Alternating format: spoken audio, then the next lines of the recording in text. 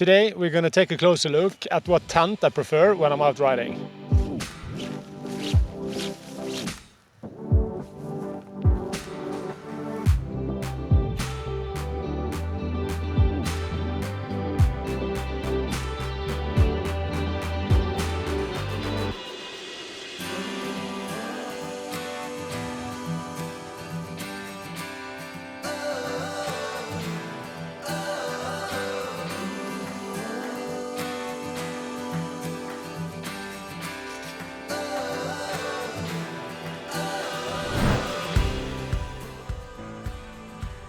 Reinsfjell Pro 3 is a 3-person tent you can use all 4 seasons, and it only weighs 4.17 kilos.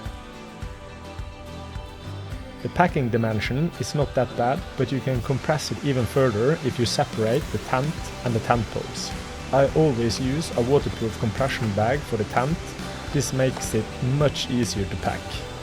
But first, let's take a closer look at the tent I have been using for the last 6 years.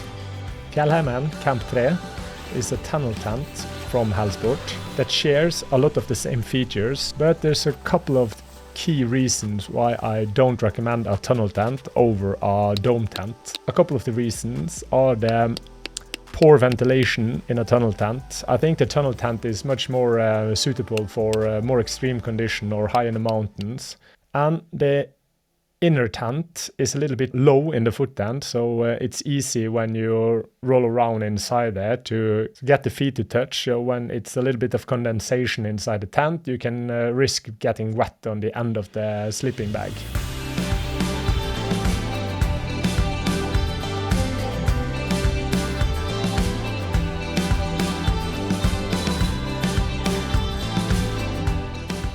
There's a couple of key features why I recommend a dome tent.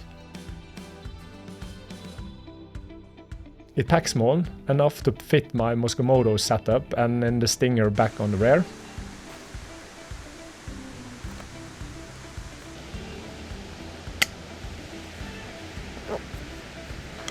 Self-standing, much easier to set up in all conditions.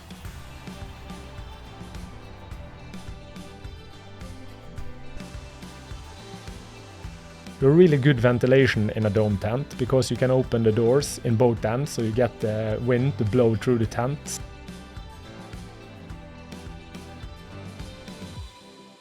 Inside the dimensions, I can sit and lay down in the tent without my head or my feet touching the inner tent.